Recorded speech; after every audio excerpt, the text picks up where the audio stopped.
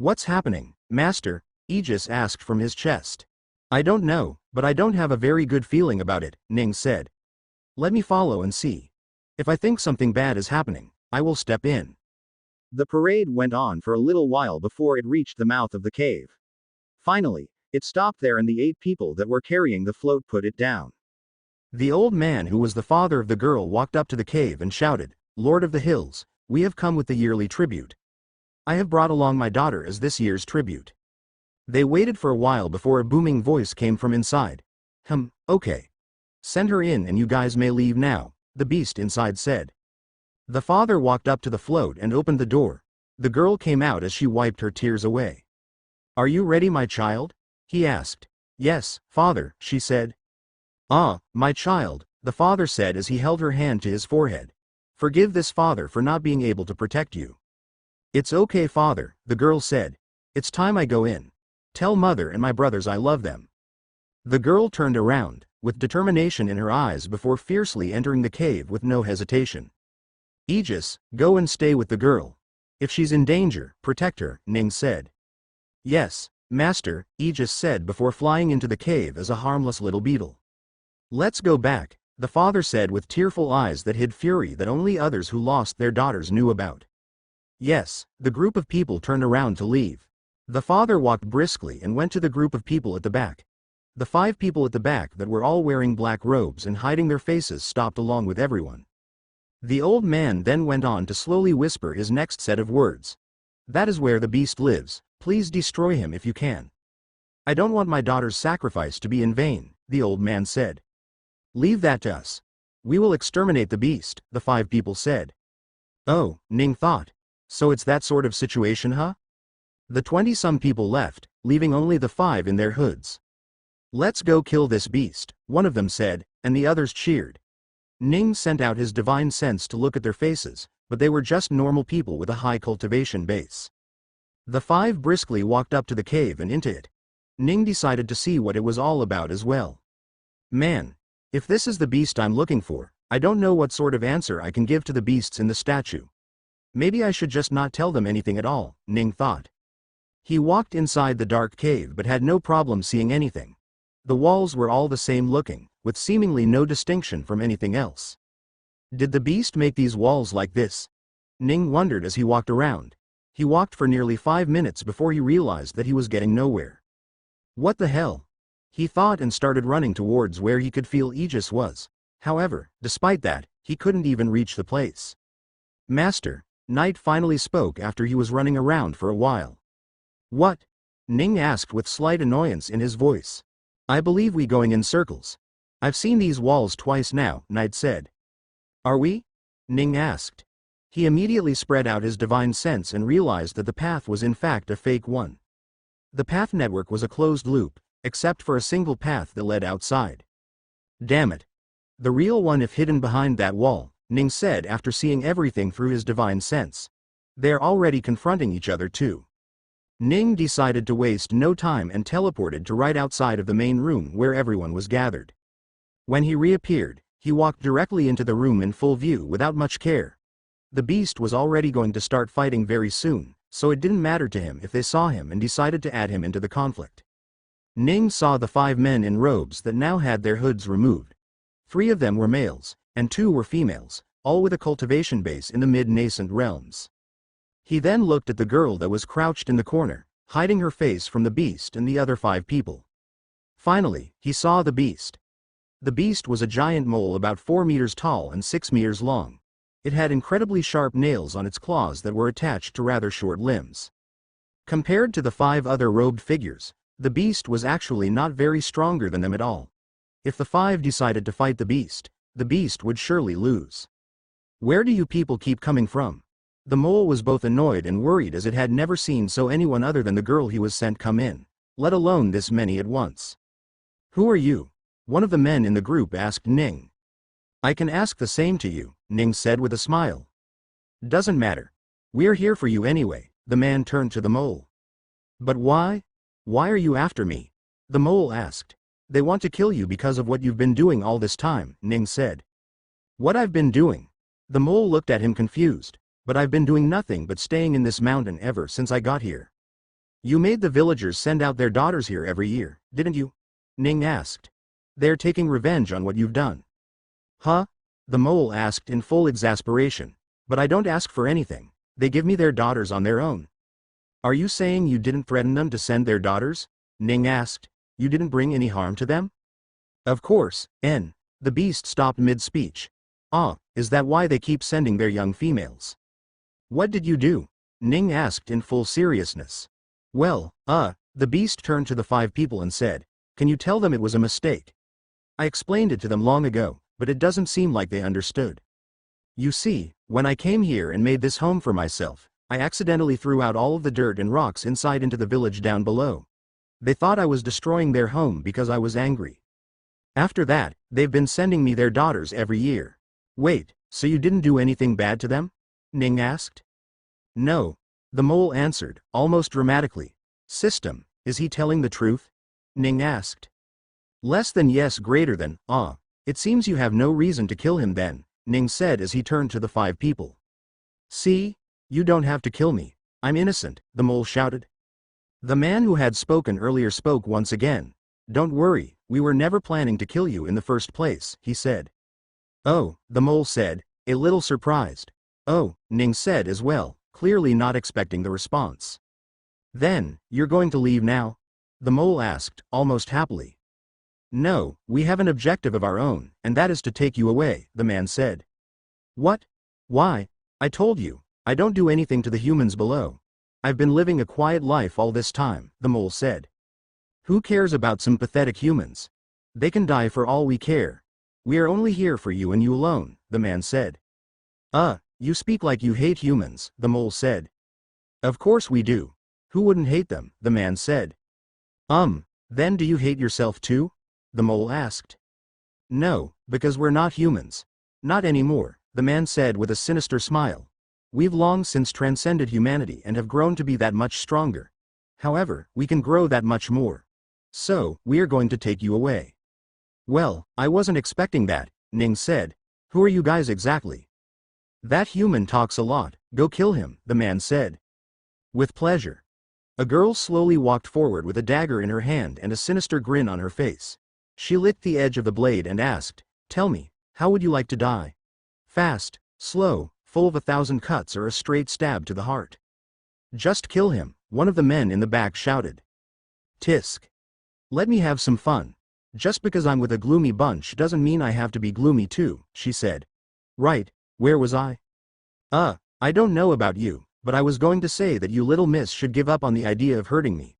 While I don't like hurting little girls, I'm not so against it that you will definitely be walking away from here with more than just a few broken bones. Ha ha ha, you're funny, human, she said. It's a shame you have to die now. The remaining 4 people decided to go on the beast. Ning looked at the situation and sighed. What sort of idiots did I come up against? He thought. Knight, Blue, go help him, he said. Yes, master. He, don't run away, okay? We are just going to have a little bit of fun, the girl said with a maniacal smile on her face. Come on, you don't have to do this, you know? You're just going to get hurt, Ning said. No number backing out now, the girl said and immediately launched forward. She suddenly changed the way she held her dagger to reverse grip and slashed at Ning's right biceps. Ning put a single finger forward and stopped the blade before it touched him. He was so strong that the dagger slipped away from the girl's hands and fell on the floor. The girl had wide eyes when he looked down at the dagger that had a finger-wide dent on the blade. How did you do that? She asked. I told you, you won't win against me, Ning said. We'll see about that, the girl as she opened her robes and pulled out 2 more daggers. This time, instead of coming up to Ning, she stayed away and resorted to throwing away the daggers instead. Still, that was no problem for Ning. All he did was move a little and the daggers flew past him without touching him. Ning smiled and started walking in closer. Don't be so smug yet, the girl said and opened her robes fully, showing the hundreds of daggers that were tucked away all over the insides of her robes. Oh my god, you really do love dagger, don't you? Ning said when he saw that. A flurry of blades flew towards Ning with no way to dodge at all. So, he did what anyone that wouldn't take any damage would do and stayed still. Tisk. The girl clicked her tongue when she saw that. You are pretty strong for a human. I have no choice but to do this then, she said. Why do you keep saying that you're not a human? You clearly are one, Ning said. Hey, can a human do this? The girl said, opened her mouth again to lick the blade in her hands. Only now, her tongue was different from the normal tongue she was using beforehand. Now, it was purple in color and was forked at the front, as if it were a snake's tongue. As she licked the blade, a green liquid dripped down from her mouth and was smeared all over the dagger with her tongue. What the hell? Ning thought. The girl then looked up to him and he could see her eyes had changed as well. There were slits in her eyes, instead of normal pupils, resembling those of a snake as well. What's going on? She's not in spirit transformation realm, so she isn't a beast for sure, but those eyes, and that tongue, Ning thought. What are you? You said you were human, but have since transcended humanity, right? What did you do? Ning stopped speaking as a realization hit him. Fuck, it's you guys, he said with slight annoyance. He moved incredibly quickly and grabbed the dagger from the girl's hand. The girl couldn't do anything to stop him. She couldn't even see him, so she was very surprised when he was next to her, with her blade in her hand. Don't mind what I'm about to do, he said and grabbed the girl's hand and slashed at the wrist. Blood started spilling onto the ground uncontrollably and the girl cried in pain. It seemed that whatever poison or venom she had put on her dagger hurt her as well. Ning put his arm forward and caught a bit of the falling blood. He looked at the blood closely and sighed. I knew it. It's you copycats, again. Who exactly are you? Ning asked. Let go of me, she shouted. Answer me, Ning said. Help me, you idiots. Don't just stand. The words stopped in the girl's mouth when she saw them all incapacitated on the floor. How? I shouldn't be wasting time like this, Ning thought and put his hand on the girl's head. Supreme domination. He activated the skill and within seconds dominated the girl to do whatever he said. Master, the girl said, her usual maniac-like face nowhere to be seen. All right, now tell me. Who are you? Ning asked. I am Ursna, master, she said. No, I mean, whatever. Who are you, people? Who do you work for? Ning asked. We call ourselves the hybrids. We are groups of humans that have injected ourselves with the blood of the beasts and have gained their bloodline. As for who we work for our boss, the girl said. What is the objective of your group? Ning asked. To become stronger, the girl said. I see, Ning said as he looked at the blood in his other hand. The girl's hands had already healed on their own, showing the effectiveness of her new body. System. How many different bloods are here? Ning asked. There are two primary sources of blood that make 45% and 47% respectively. The remaining 7% consists of 98 different types of blood. And the two primary sources are? Ning asked. Human and tri-headed hydra. I see, he thought. He then looked at the girl and said, wait here, I have some more questions for you later. Yes, master, the girl said obediently. Ning walked towards the mole where Night and Blue were in their full size. The mole was looking at them with fear and amazement in his eyes. Senior, who are you? The beast asked Night and Blue instead of Ning. We are here to take you back to your home, Ning said. My home? The mole asked with confusion before his eyes widened with pure happiness. You can take me back to my home? Yes, Ning said. You must have suffered quite a bit, not being able to return back to your home. Yes, the mole said. Are we going back now? Anytime you want, Ning said. Wait a minute then. Let me do something about this girl, the mole said. The mole walked towards the girl that was hiding at the corner of the room, trembling in fear. When she heard the mole walking towards her, she started screaming in terror. Don't come here, you monster. I will rather kill myself than let you have me, the girl shouted. Ah, I see you are that type of girl, the mole said. Little lady, I am not going to do anything to you.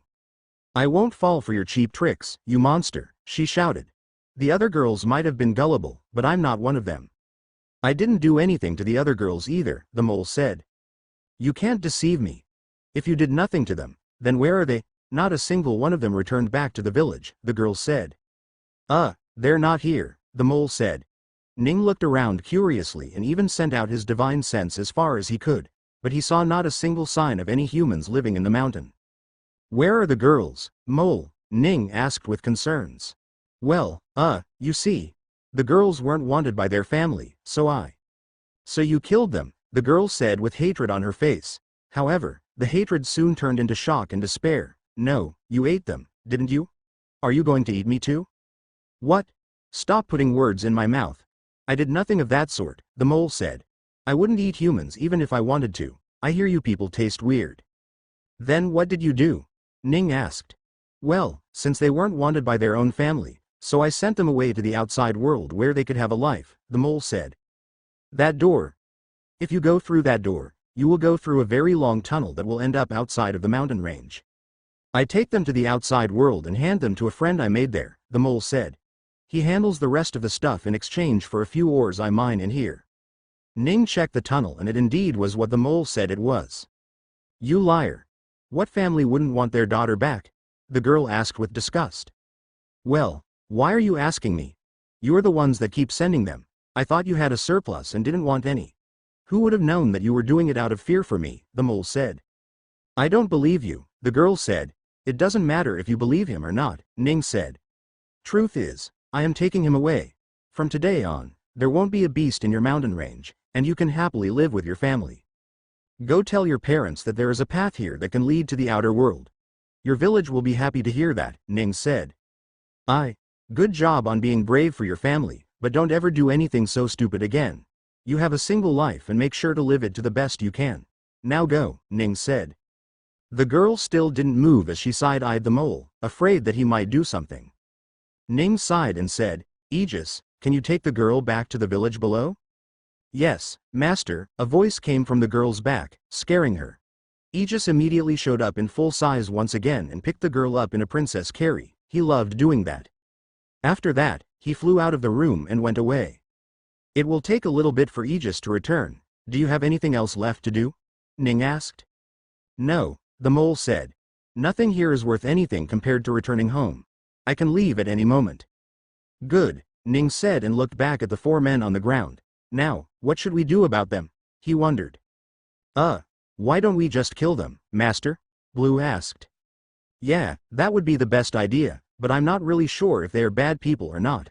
I don't want to kill people who aren't doing anything bad, Ning said. Whatever, Ning said as he brought out a pill from his storage and crushed it before sprinkling it all over their faces. I will figure it out later. They will be unconscious for at least a week now and will likely forget what happened here today. So, you will leave them like that? The mole asked. Kind of, he said. Ursna, yes, master, the girl came up to him. We will be leaving for a while. Look after them for me until then, Ning said. If I'm not back by the time they wake up, tell them this mole defeated you all and left. After that, act like nothing ever happened and go on with your life. I will find you afterward. Yes, master, Ursna said. Aegis returned not a minute later and told them how much the girls screamed on their way down.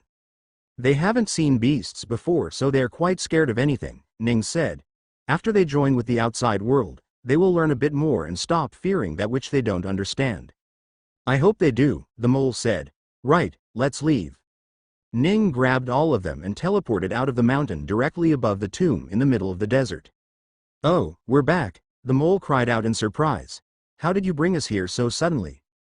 Doesn't matter, let's go, he said. You know how to enter? The mole asked. Of course, why else would I bring you without knowing that? Ning asked with a chuckle. They went into the tomb and people that were there fled once more. Ning felt quite bad that he was disrupting business every time he had to come in or go out. He shook his head and went on to open the seal once more. After that, they all entered into it. After talking with the statues, Ning went and sent his beasts back to their new home. I assume you will want to stay here, right? Have fun. I will come to visit sometimes, Ning said. Thank you, master, the 3 of them said. All right, I will go now, Ning said and left the place. Thank you, human, for bringing yet another descendant of ours, the beast said. It's fine, Ning said. By the way, I have brought in 50-some beasts by now. Do you have a number on how many are out there? He asked. A number? I'm not really sure, one of the beasts said. It should be around 150 or maybe 200. Not that many have left, but there have been quite a few, another one of the beasts said. 200 huh? I wonder how many survived, Ning thought. All right, I will leave now, he said and left the cave. He flew up to the exit seal once more and was teleported again. He got out of the tomb and reappeared in the southern continent. He grumbled about the teleporting experience for a few seconds and got back to the task at hand. Right, Back to the mountain, he thought, and teleported once again. He returned back to the room inside the mountain range and looked around. There was no one in the room, not Ursna, or any of the other 4 people, so he sent out his divine sense. Oh, there she is, Ning thought when he finally found her and walked over to a somewhat hard-to-find room. Ursna quickly turned around with a dagger in her hand ready to fight. Who's th? Oh master, you're back, she said, and put down her dagger after seeing Ning walk into the room. Why are you here? Did the people come already? Ning asked. Yes, they came a few hours ago, she said, but they haven't been coming up after they left. It will take them a while to truly believe that the monster is gone. The threat will keep them away for quite a while still before they truly believe that the monster is gone, Ning said. Anyway, forget about that, I have some questions for you, Ning said. Please ask, master, Ursna said. How did you acquire the bloodline of a tri-headed hydra? Ning asked. I don't know, master, she said. I went through a process, where our leader made us unconscious and did something to us. I only know that when I woke up, we were no longer human. Although, I think it has something to do with injecting the blood of the beast onto us. You are not sure though, right? That's a shame, Ning said. Then can you tell me what you were planning to do with the mole once you caught him? Oh, we bring him back to the hideout and there the physicians draw out blood from the beasts. That blood will be used to make us strong, I think, she said. So, what you're saying is you go out hunting for beasts so you can get their blood to become stronger? Ning asked. Yes, she said. Ning's face turned a little cold. This was torture that they were doing, and that meant they weren't a good person in the least. Do the beasts die? He asked, fully expecting an answer. Yes, she said, proving his hypothesis. I see, you people aren't good, are you? Tell me then, why didn't you want to kill the mole? Don't you just want his blood? Ning asked. We do, the girl said. I've suggested it many times, but we always get the same answer. They say we aren't as good as the physician in this sort of stuff since they need to be delicate to not dirty the blood, or whatever that means. Ning stopped speaking for a few seconds. What sort of beasts do you go after? Ning asked. I assume only the ones that have bloodlines of the legendary beasts, right? Yes, Ursna said. Our leader tells us where the beasts are and we just go looking for it. Ning took a deep breath, trying to calm his anger, and asked, how many people do you have in total? There are about a few hundred hybrids. We haven't reached 1,000 though, she said. And how many beasts have you collected by now? Ning asked. About 50 I think. This should have been 52nd or 53rd, she said. And after drawing out all the blood, they can't survive at all, right? Ning asked. Yes, she said. Well, they were at first trying to keep the beasts alive and draw out as much blood as they could by just keeping them there, but lately they have been drawing all of the blood and killing them. I see, Ning said. One last question. What do you do to humans that you encounter during the missions to get back the beasts? We do what we feel is needed, master, the girl said. If the beasts are in the wild, we don't interact with humans at all. But if they are in a city, or sect, or family, we will go so far as to massacre them all just so we can get the beasts. We make it look like a normal attack though. Ning sighed after hearing all of this. I should have known after you tried to kill me, he said. Well, I have one final order for you. What is it, master? The girl asked. Kill them all, and then kill yourself. Ning stood up and left. He could faintly hear words that sounded like, yes, master, but he didn't care much for it. We walked out of the mountain range with rage in his eyes. System, how many beasts have escaped the seal until now? He asked. 212. And how many have fallen victim to these hybrids? Ning asked. 145. Ning's eyes widened. He didn't expect the girl to be so incorrect about her assumption. She must have joined late then, or the leader keeps stuff from them, he thought. Let's go stop these people from killing any more beasts, Ning said. He asked the system for the location of the hideout and disappeared. When he reappeared, he was in the northern section of the central continent. He looked down at the massive forest that extended past the normal forest that surrounded the Sun Empire.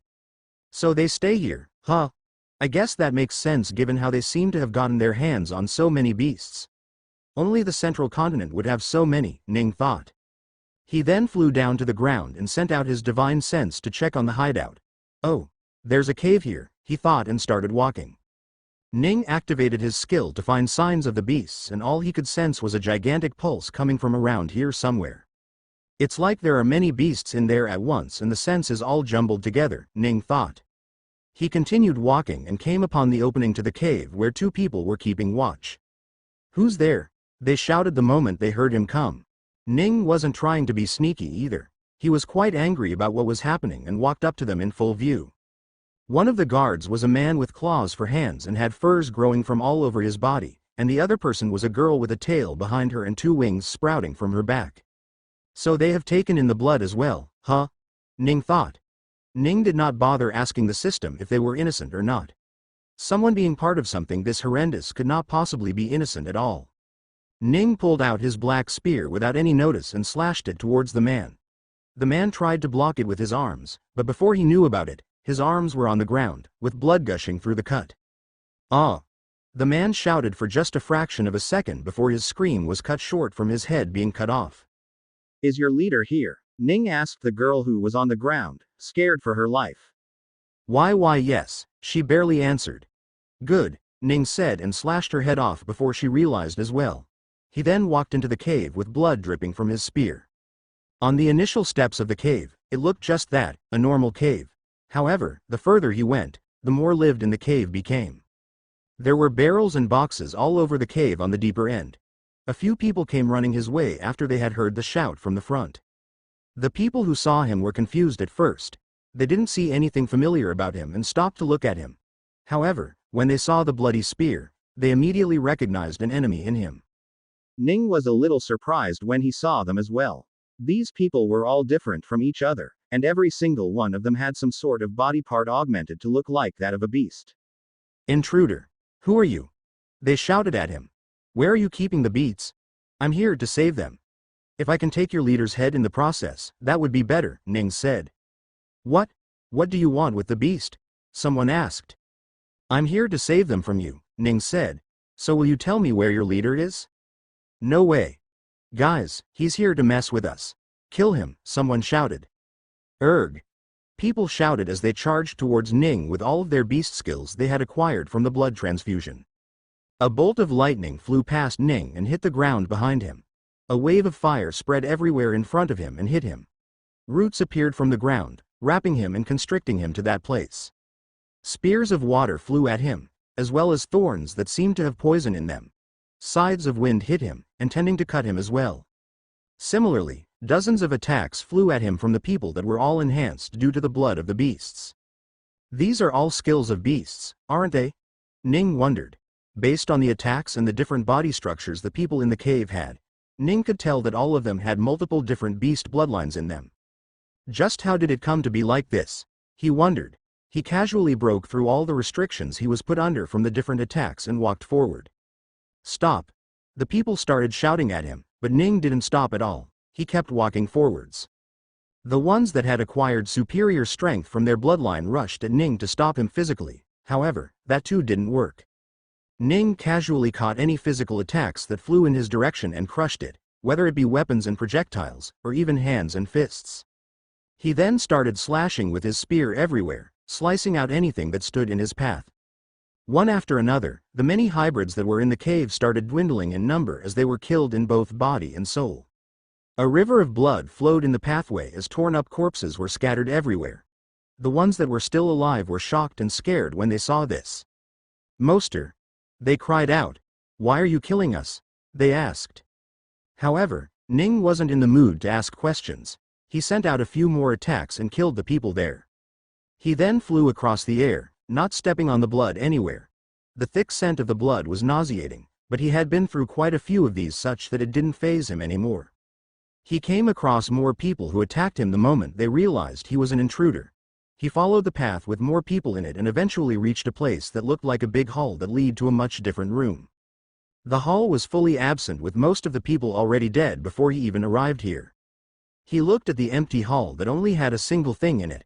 There was a small blood fountain at the center of the hall with a single blood crystal about 2 meters tall in it. The fountain of blood was all sprayed directly into this crystal from where the blood pooled up at the fountain that would be thrown back at the crystal again. "What the hell is that?" Ning wondered. "System, can you explain?" The system didn't answer for a few seconds, confusing Ning since it always answered the moment he asked the questions. However, it did answer after a few seconds of pause. That crystal is an anomaly that should not exist in this place. The crystal was not created naturally and does not obey the rules of this universe. It is something that is truly hated by both the creator and the system. If you can, please destroy it. Ning was confused for a second.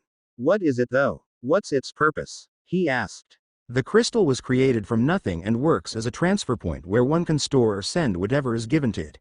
In this case, being the blood. Store or send blood? Are you saying these guys are? Who are you? Someone shouted at him, interrupting his thought process. Damn it, Ning said softly and looked at the newcomer.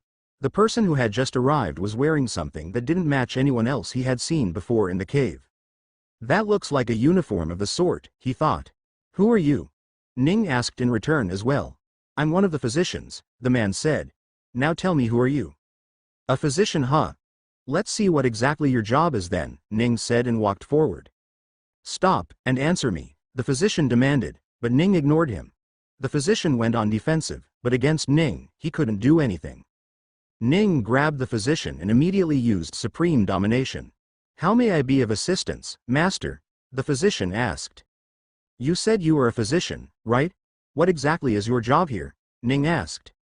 I am in charge of preparing candidates so that we can slowly take them through the process of changing them from humans to a beast-human hybrid so that they can have more power as they desire. Do you know how you guys gather new candidates? Ning asked. I'm not sure on the exact process, but we look for people who are down on their luck and need the extra strength, or people who want revenge and will do anything to acquire it. There are also power-hungry fools who will give their humanity to become strong, the physician said. I don't see anything wrong with you. Are you not a hybrid? Ning asked. No, becoming a hybrid poses an extreme risk and the chance of success is very low, so none of the physicians who know this stuff dare to go through the process on their own, the physician said.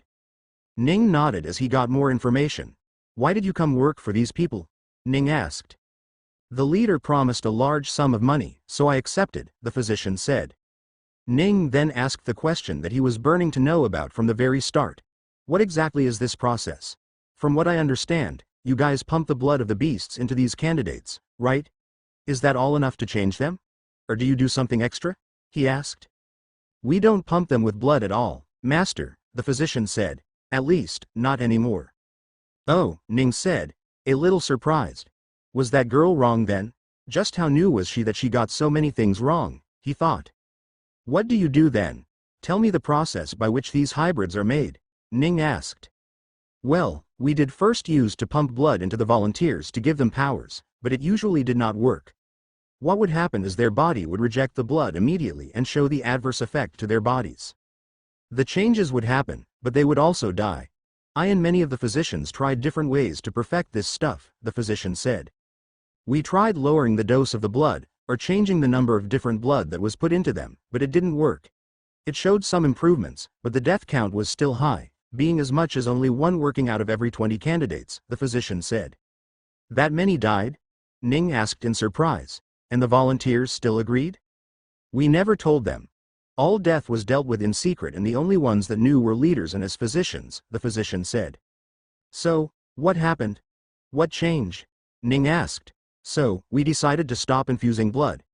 Since the beast's blood was fighting the volunteers' blood, we needed to make it so that the volunteers' blood always won in that fight, and that was when our leader came up with the idea. Instead of pumping in blood, we used bone marrow. We performed a bone marrow transplant from the beast to the people and immediately started seeing success. The death rate went down from 19 out of 20 to 3 out of 5 in just a few experiments. Now, every other bone marrow transfusion we do results in a new hybrid, the physician said. Bone marrow? Ursina didn't say anything about it. Do the hybrids not know about it? Ning asked. No, the physician said. If we tell them, the leader is afraid that they will stop working for him and instead go and try to do it themselves, the physician said. What about the beasts? Are any still alive? Ning asked. No, the physician said. Let me show you, master. The physician walked into a certain room and Ning followed behind. There were a few other people in that room wearing uniforms similar to the physician. What is this? Ning asked when he saw the horrifying scenery of a giant squirrel hanging on the wall. Not only was the squirrel dead, but it was flayed open as well. Besides the squirrel was a vulture-like bird that was similarly flayed open. The guts of both of these beasts were on the ground and the physicians were stepping on them to reach the beast's chest and limbs. "Who is that?" one physician in the room asked. "I don't know," another one answered. "Oi, is that a new candidate?" another one asked. "Why did he come from the front? All newbies are to come from the back." "No, this is my master," the physician replied. "What the hell? Your master? Since when do you have a master?" the confused physician asked. Ning coldly looked at the group of physicians who were drawing out blood from the beasts in a bucket and got angry. He brought out his spear that he had kept away and slashed at the unassuming physicians. They were much easier to kill than the hybrids, but that was obvious. Ning attacked, killed every single one of the physicians. He then sent out fire towards the two dead beasts and immediately burnt their corpse to ashes. "I hope your next life is better," he prayed softly. "Oh no, master, the blood," the physician said. "The leader will get mad if we pollute the blood." "Why would he be angry for polluting blood? Don't you need bone marrow more than blood?" Ning asked. "Yes, but the leader wants all the blood, and he wants it to be pure. That is why he doesn't want to let the hybrids take care of the beasts on the outside. Partly because he doesn't want to let them know that blood marrow is what we actually need to make new hybrids, and partly because the leader doesn't want the blood they bring to have impurities in it," the hybrid said. "I see," Ning said. Then he pointed towards the door behind him and asked, "Is he your leader?" The door burst open and a tall being walked in. The beast-like human or human-like beast had long black hair, a face with 8 different eyes, ears in the shape of cats, dragon scales going up through his neck, 2 fangs pointing out of his upper jaw as 2 tusks coming out of his lower one. There were bat wings behind his back, but they also looked like they had feathers in them. There were gills along the side of his neck and his chest looked hairy like that of a chimpanzee. His hands looked like tiger paws with claws on them and his lower legs looked like the legs of a horse with hooves on them. He stared at Ning and the physician with blood-red eyes.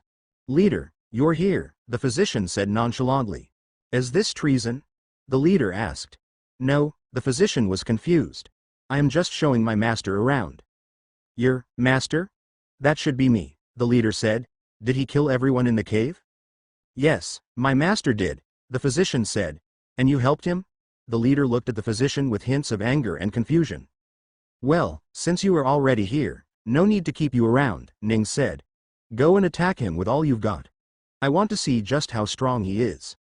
"Yes, master," the physician said and rushed at the leader with no regard for his own life. He brought out a sword and started attacking left and right. However, his strength did not stand up to the strength of a hybrid with the bloodline of what seemed to be many creatures. "Not bad," Ning said, looking at the leader. "You are the strongest one I've seen in here. You do deserve to be the leader. You killed your subordinate just to test my strength.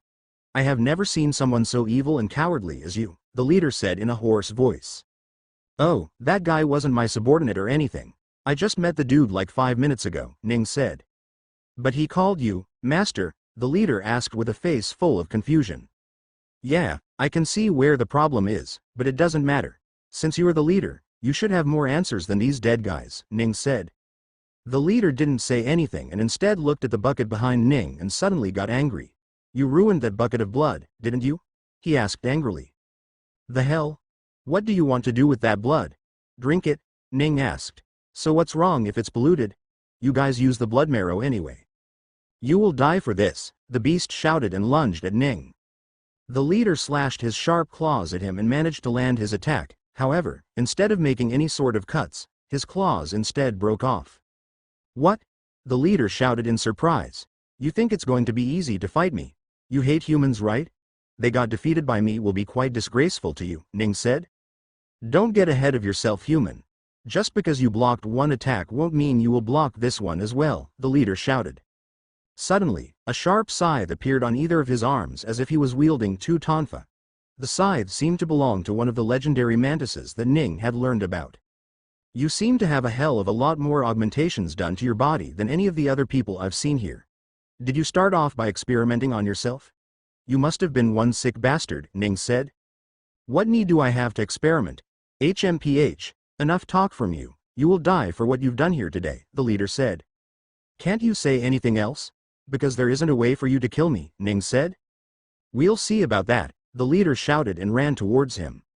Ning sighed and caught the 2 scythes with his bare hands. The leader was once again shocked to see his attack be stopped like this. There wasn't even a hint of blood coming from Ning's own hands that caught the scythe. "What the hell are you?" the leader asked. There is no way a normal human should be able to catch such a sharp scythe with their own hands. Ning was about to say something when the leader attacked him once more. He launched a fire attack towards Ning that threatened to engulf him fully. However, that too didn't work on Ning. Ning easily extinguished the fire as if it was nothing. "No way," the leader said in shock. "Even Phoenix Fire doesn't do anything to you. Are you a beast in disguise as well?" "What?" Ning felt that the question was absurd. "No, that's not it," the leader said as he looked at Ning with a scrutinizing eye. "I see, a spirit transformation expert. No wonder they're all dead and even I can't do anything to you." "Oh," Ning said with a hint of surprise. "You not only know about the spirit transformation realm but could also tell I had broken through to it." The leader said nothing and started calculating stuff in his head. "Give up, dude. Everyone in your base is dead, and you will soon follow through as well," Ning said. "HMPH. Why would I care about my death when I'm so close to achieving what I've always wanted?" the leader said. "As for those that died, good. I wanted to get rid of those failures somehow. They would only harm my army in the long run." "Your army?" Ning asked. "What, you thought you got all of my hybrids? The ones that succeeded are safely waiting for me to come back," the leader said. "So the ones that I fought weren't the ones that succeeded?" Ning asked. "Makes me curious what the ones that succeeded look like." "You will never see," the leader said. He took 2 more breaths and sighed. "I was so close. Just a few more beasts and I would have succeeded." "What are you talking about?" Ning asked. The leader suddenly glared at Ning. His eyes turned purple and 2 beautiful butterfly wings popped out from behind him. The spiral designs in the wings started moving around and a sense of calmness entered Ning's mind. He felt like he could just lie down and rest for a while. There was no need to worry about anything in the world. This was true bliss. The moment Ning felt this way, he shook his head and sent away the thoughts. But in the short period of time it took him to do that, the leader had run away. He had fallen victim to the hallucination technique of a shadow god butterfly. Tisk. Where did he run off to? Ning wondered and quickly ran out. He went outside of the room he was in and arrived at the hall he was previously in. There at the center, the leader stood with his back turned to Ning. "You didn't run away?" Ning asked curiously. "My work here is done, so I have no need to run away at all," the leader said. "I would have loved to have the blood of 5 more beasts to cross the threshold, but no matter, I have other ways of doing that." "What are you Suddenly, the blood fountain behind the leader started vibrating as the blood-red crystal at the center of it started shining. The blood in the fountain started spiraling as it started entering the crystal. Ning couldn't understand what was happening, but before he could even begin to try to understand, all sorts of changes appeared on the leader's body. "Since I no longer need to live, let me take you along with me." The leader's body seemed like it was constantly phasing through multiple different beasts at once. Sometimes he would have long saber-tooth, sometimes he would have tusks. Sometimes he would start popping out wings with feathers on them of multiple colors, while other times he would have bat wings. Furs grew on his body that changed to scales that changed to furs again. His eyes changed colors constantly, and so did his hair.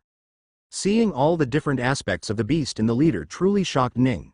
Just how many different beasts' blood and bone marrow did he acquire? He wondered. The leader jumped at Ning with the full intent to kill and die in the process. Ning dodged the attack and punched him back. The leader was sent far away with a single attack. Although the changes were surprising, they weren't of many effects against Ning. Ning could easily kill him if he wanted to right now, but he was a little concerned about the crystal behind him. "What is that crystal? What is it doing?" Ning asked. "No need to ask. Just kill me," the leader said. He had fully given up on his life, but he was still trying to fight Ning. "If you want to die, then stay put. I will kill you," Ning said. "No, I will do whatever I can to you here. I don't know how strong you are, so I need to be cautious," the leader said. "What?" Ning was more confused. The leader constantly changed his intentions in his speech. Sometimes he would say he wanted to die, and sometimes he said he needed to be cautious. Does this guy have a mental problem? Ning wondered. The leader jumped at Ning once more and attacked him. Fire, water, wind, rocks, lightning, blades, bashes. Whatever the leader could do, he did. It didn't have any effect on Ning, but he was very relentless. Ning started getting tired of it all and decided to end it. Just as the leader was jumping at him, Ning jumped forward too and punched him directly on the chest. The leader's chest caved in and a few ribs even poked out of his chest. He smashed on the side of the cave and was stuck there. Blood started flowing down the cracks on the wall and onto the ground. The leader started wheezing as the air barely stayed in his lungs at all. He. The leader started to laugh in between his wheezing. This psycho. Why are you laughing? Ning asked. I've remembered your face, the leader said with a crazy smile on his face. I will be sure to kill you the next time we meet. What are you? Ning stopped speaking as he felt massive vibrations coming from behind him. He turned around to see that the blood in the blood fountain had completely dried up. The red crystal lost all of its colors and was now just a simple white crystal on top of an empty fountain. It's done, the leader said with happiness appearing on his face. It's finally done. After so many years, I have completed my duty. What the hell are you talking about? Ning asked, but the leader was slowly dying. He was on his last breath and either didn't want to talk anymore or couldn't reply anymore. Who are you? Ning asked silently and decided to check. He used the chi analysis to check him, but that didn't provide any information. One interesting piece of information that it did provide was that the leader did not have a name. That's never happened before, Ning thought and used the omni analysis on him. The same stuff started appearing at first, but as Ning read more and more, his level of confusion kept on increasing instead of decreasing. Finally, he saw information that was perhaps the most intriguing of all. The leader was a clone? Ning thought and reread the part just to be safe that he was correct. A clone of what? Or WH? He stopped speaking as the answer popped up in front of him. Ning's eyes went wide as he finally understood. He was a clone of Joachim, Ning thought in shock. What did he do? Ning thought. He suddenly turned around and looked at the crystal once more. The crystal was something that the system said was unnatural and needed to be destroyed. System, tell me, what is the purpose of that crystal? He asked. The crystal is used to transfer blood from this point to someplace else. A deep, terrifying feeling appeared inside of Ning. He swallowed his saliva and asked, transfer blood from here to where? He asked, praying that what he thought wasn't right. The crystal is being used to overcome space to transfer blood from the fountain to a being called Joachim. Joachim, just before he entered the spirit transformation realm, separated part of his body and used its regeneration capabilities to create another clone. He did it so that in case he ever died during his breakthrough to the spirit transformation realm, he could still have something to take revenge for him. However, he never needed that clone and it stayed in its infant form for a long time. But, when Joachim was imprisoned, he seemed to have needed more blood for himself. So, just before he was put behind the primordial holy jade, he sent a message to his infant self to do one thing for him. That was to kill as many high-level beasts for him and feed it to the crystal, the same crystal the clone was grown in. The clone took an extremely long time to mature without the care of anyone and didn't come out of the crystal for almost 10,000 years. The crystal seemed to be linked to Joachim himself, so until he died, the crystal would remain standing. When the clone finally got out, he started cultivating to get as strong as he could. He started forming an army for his real self and experimented with humans and beasts to make hybrids like his real self. And he succeeded. He managed to find a way to create human-beast hybrids that were the same as he was. The next task the leader needed to do was bring the crystal as much high-level beast blood as he could. Even that he had succeeded to some level. In the end, the leader had died, but he died after accomplishing everything he had set out to do. That was what Ning learned after using omni analysis on the leader. Shit. I thought he was some sort of copycat, but it turns out he was a clone, Ning said angrily after a little while it took him to read through all of the information. The leader had died and the crystal had stopped working. Everyone in the cave was dead, and an eerie silence took over. Damn it, what is going on? What was the purpose of feeding blood to Joachim? Did he grow stronger? Ning wondered. I need to hurry there, he thought. But before he left, he decided to destroy the crystal since that was what the system requested of him. The crystal was quite tough, but it wasn't tough enough to be unbreakable against someone with the physical strength of a spirit transformation realm cultivator. Once Ning was done destroying the crystal, he took one last look at the entire cave with his divine sense to make sure he did not miss any beasts or hybrids. It turned out that there were a few more beasts hanging from the wall in some other room, so Ning took care of them as well. Finally, he teleported out of the cave and into the Sun Empire and went to the tomb once more. There was a small hint of fear in his heart as he slowly drifted down to the tomb. He was expecting something to wrong with the place already, but it seemed that everything was fine. Am I on time? Ning wondered and went into the tomb with a lot of people still visiting in and out. There didn't seem to be any disturbances, so he was a little relieved. People were used to leaving when he came, so the guards had already cleared people away. Ning set the formation once more and opened the seal to enter. He reached the bottom of the drop and quickly ran over to the open hall. But when he reached there, his eyes went wide in shock and fear. He could see the coffin wide open and nothing inside of it. On either side of the coffin were broken stones as if the statues had been torn apart. No, he thought and quickly ran forward to check it more carefully. Shit. He must have run away already, Ning thought and looked around at the scene of the massacre.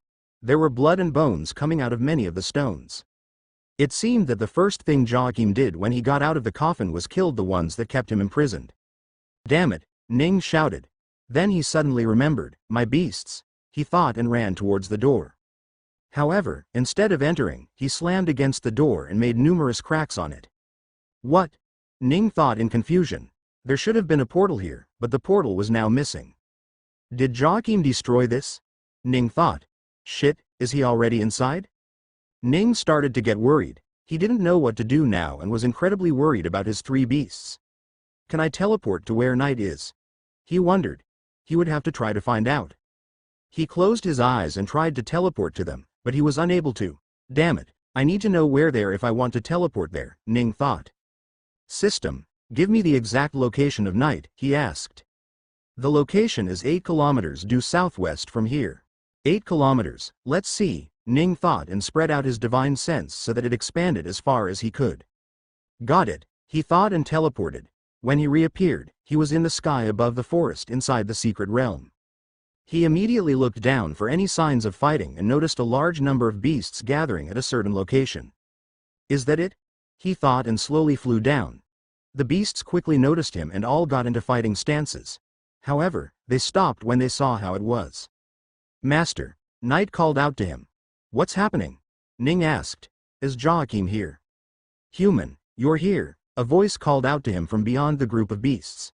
Ning looked at the center of them all and noticed a red dragon-like lizard with half of its right arm missing and blood pouring from its sunken left eye. His already scrawny physique made him look even worse with all of this wound on him. Are you, the drake from the statue? Ning asked. Yes, that is me, the drake said. What about the others? I saw many broken statues in the cave. Did Joachim do that? He asked. Yes, the drake said. We couldn't stop him at all.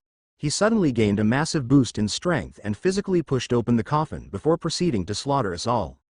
He was so strong that the only thing we could do was stay there and die to him. He started smashing our statues one by one, but it seemed that he didn't know about this secret realm. So, to save them, I jumped into the portal and closed it off from this side, the drake said. In fact, I am surprised you even made it here somehow. Is it because of this teleportation skill these children say you have? The drake asked. Yes, Ning said. But let's not talk about that right now. I will go and find him, Ning said. Hopefully, he's not too strong. No, don't. The drake said. That bastard is much stronger than he ever was. I don't think you can fight him at all. Don't worry, I'm strong too, but I will be careful, Ning said. No, you will just throw away your life, the drake said. Oh God, if only we could cultivate to the spirit transformation realm as well. We wouldn't have to worry about this monster coming out of nowhere. The drake's lament reminded Ning of something he had been curious about but always forgot to think about. The reason they can't break through to a higher realm is because of a wound, right? He thought. System, do you know what wound these guys are talking about? Yes. Well, what is it? He asked. The system gave an answer that surprised Ning on a level he hadn't expected before. He thought about it for a bit and asked, is there anything I can do about it?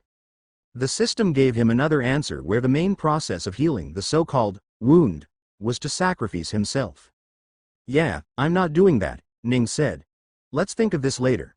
I need to find out where this Joachim guy is at. I will go now, Ning said to the beasts. Master, we want to come help as well, Night and the others asked. No, it's too dangerous. I don't know exactly how strong this guy is. He's been biding his time for years, so he should be way stronger than he was when he was put into the coffin. I don't want anything to happen to you guys, Ning said. No, Master. We want to help. Even if it's not directly fighting, there should be other ways to help, Blue said. Ning was about to refuse once more when he thought of something. That bastard has people working for him, doesn't he? If Joachim himself is too strong, then I might not be able to take care of all of them myself, he concluded. All right, come. Let's go, Ning said. Yes, Master, the beast said as they happily jumped into his beast space. Ning was about to leave when he stopped and reached into his storage bag before taking out a pill. He threw it towards the Drake and said, "It will heal you to a certain degree. Use it." After that, he left. He didn't bother flying to anywhere and directly teleported to the cave with the broken statues. May you guys find peace in death. Ning silently prayed for the dead beasts and flew towards the exit seal. Most of these beasts were heavily lacking in anything organic. Their blood and muscles were so low that it wouldn't amount to a single beast if we combined it all. So, Joachim shouldn't have gotten anything out of these dead beasts, Ning thought. Ning passed through the exit and reappeared inside the tomb. There was no commotion here when he exited, so he must have been teleported to either of the other two continents, Ning figured. The clone said that it was a little early for him, but he would find a way to get stronger, didn't he? Now where exactly would Joachim go to Incra? Oh no, Ning said as a sudden realization hit him. Ely. He thought and immediately teleported inside the island that was the origin. When he reappeared, he could see in the distance two people fighting with each other. One side was Ely with her numerous artifacts flying in the air, both going on the offensive and defensive at the same time. The many artifacts made her very hard to deal with, but even then Ning could see that she had a broken right arm and was incredibly hurt right now. On the other side was a human. A normal-looking human flew in the air wearing nothing but a simple white robe with fully white hair. The male human didn't seem to be having much trouble fighting Ely at all, and even seemed to be enjoying it. Ely was standing on a chariot with a spinning disc in front of her that she was continuously throwing at the man. However, the man was too fast to be hit by anything. He has a smug smirk on his face and he dashed forward once more. Ely brought out a shield to block his attack, but that wouldn't stop him at all. At the most crucial moment, Ning teleported right behind the shield and stopped the man's attack together. Ning, you're back, Ely said with happiness and relief returning back to her face. However, Ning's face did not have any of those emotions. Don't be so happy, Ely, he said. This guy is too strong, even for me.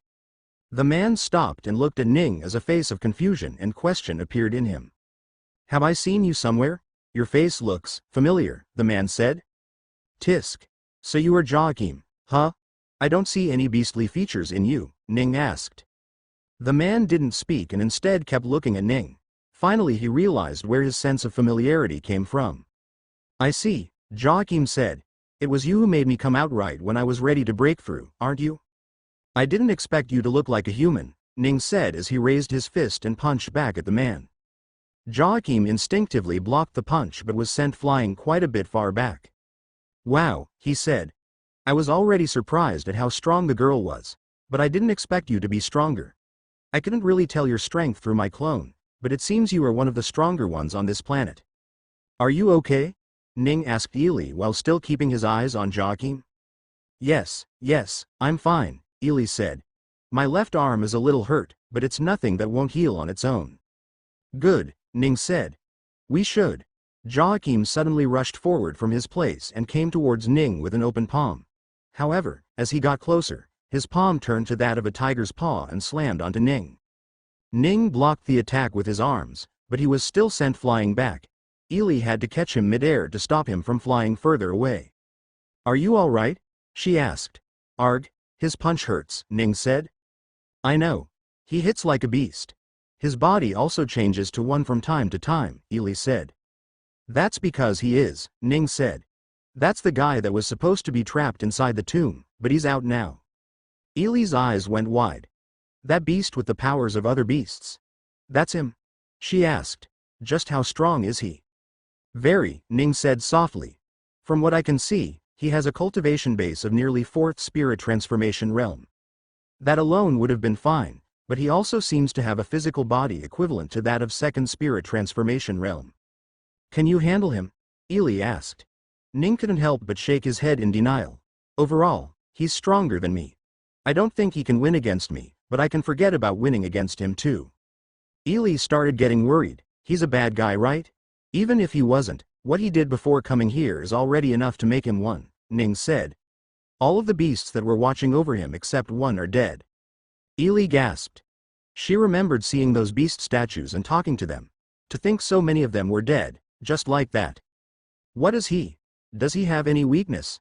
Check it, Ely suggested. Not right now. He's stronger than me, so the pain I will have to mentally suffer to learn it is not something I can afford to get right now. Let me get you to safety first. After that, it won't matter what happens to me, Ning said. Okay, let's go, Ely said. Ning nodded and disappeared. Joachim, who was just looking at him, was surprised. He got a little apprehensive and spread out his divine sense once more and checked the entire island, but he couldn't find Ning or Ely no matter what. However, not even 10 seconds later, Ning returned back to the island. Joachim was surprised when he saw that as well. How are you going in and out of this island? Do you know how to leave a mark on it as well? He asked. Leave a mark on it? Ning was confused. I'm afraid I don't know what that is, but let's not talk about that. What are your intentions here? You killed so many beasts, just get out of imprisonment. So, what is it now that you want to do? Rule over the world? Kill all the remaining beasts? HMPH. What makes you think it's only the beasts I will go after?